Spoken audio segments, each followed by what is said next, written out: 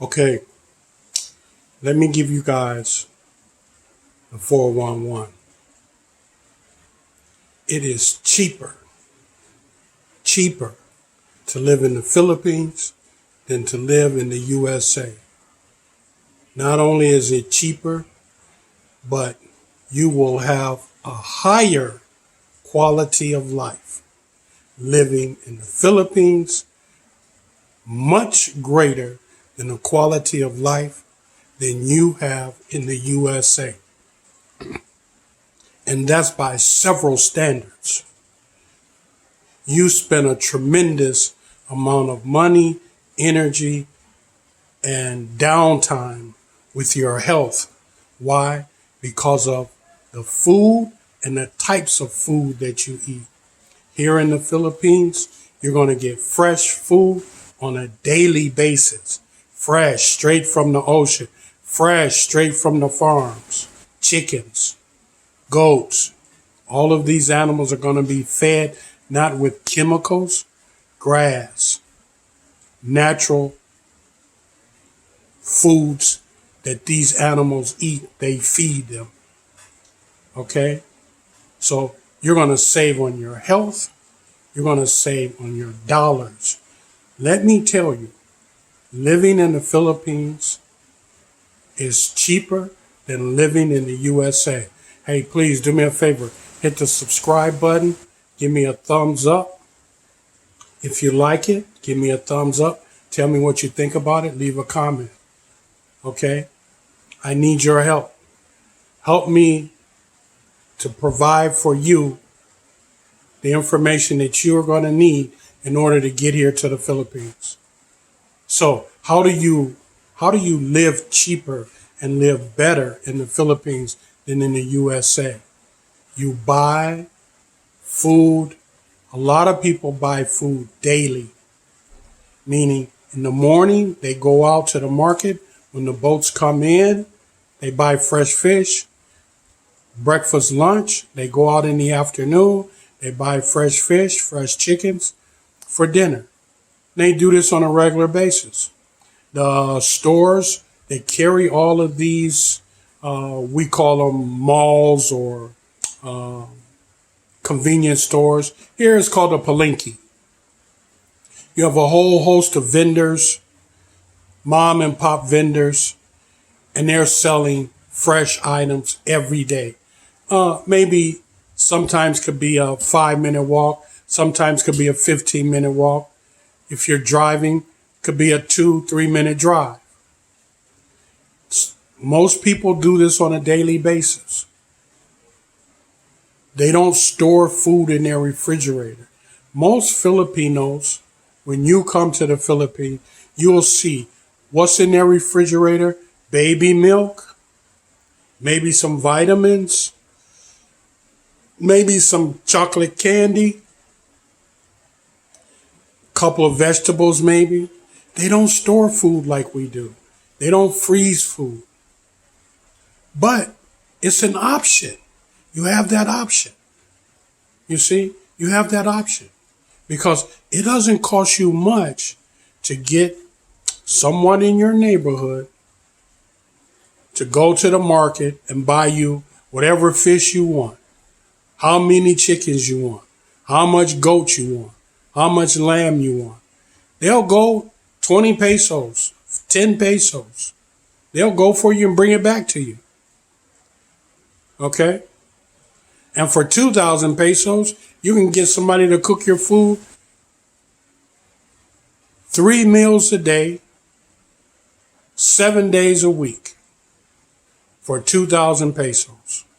Someone will go to the palengke, get your fresh food, cook it for you 7 days a week, 3 times a day for 2,000 pesos. 2,000 pesos is roughly $40. Yes, that's what I said. They will cook for you. Go get your food for 2,000 pesos. You pay for the food. 2,000 pesos is their labor charge. And you don't pay them till the end of the month. Okay? So tell me living in the Philippines is not cheaper than living in the USA. A kilo of chicken, 120, 170 pesos. Okay? But the fact of the matter is that even if the living cost is low, you still have to be economical. You still have to be conscious of what you're doing. If a tricycle ride is 35 pesos and you pay 500, well, you're not being economical. You're not being conscious of a budget. If the ride from one place to another is 35 pesos, okay, pay 100, pay 50. Okay? Be aware of what you're doing and that you're dealing in pesos, not dollars. That's the main thing. Remember, you're dealing in pesos. You're not dealing in dollars. 53, 55 pesos for $1. Okay? 50 plus pesos for $1. So, be aware of your costs. Be aware of how you're spending your money. And you can turn 360 degrees, 180 degrees, and buy something from a vendor next door that may save you 70 pesos a kilo, 50 pesos a kilo. You have to be conscious, shop. And don't be afraid to just look around and ask. Okay? Look around and ask. I find the best values is from the merchants, the small merchants. That I find is the best value.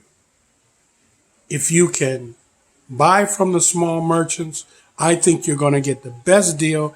You're going to get the best product.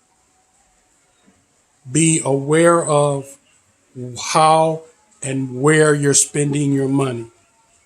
Number one key, be aware. Okay? And believe me, living in the Philippines, the cost is much, much cheaper. You can buy all kind of food. You can go all kind of places. You can travel. You can spend 1,500 pesos, right? And you can travel miles to some resort destination. Stay there a day. Driver will bring you back for the same 1,500 pesos. 1,500 pesos. You do the math. 55 pesos to $1. Okay? You do the math. Less than $20. Somebody's going to take you somewhere, wait on you, and then bring you back. And you go to a resort where you spend whatever you want to spend. You see, the average room in a resort is somewhere around 1,500 to 2,500 pesos. That's a very good room. That's like the Hilton top shelf hotel. Okay? The food is Filipino food. I'm not going to try to describe it. I'm going to tell you it's Filipino food. It's off the charts. Okay? It's good. Okay? And I'm saying this is the lifestyle you got for that little bit of money. Second thing, and then I'm going to end this. Second thing, you need to be able to have a control on your spending of your mate, your partner, whatever. If you have a partner, if you have someone, girlfriend or something, boyfriend that's living with you, you got to keep an eye on that expenditure, okay?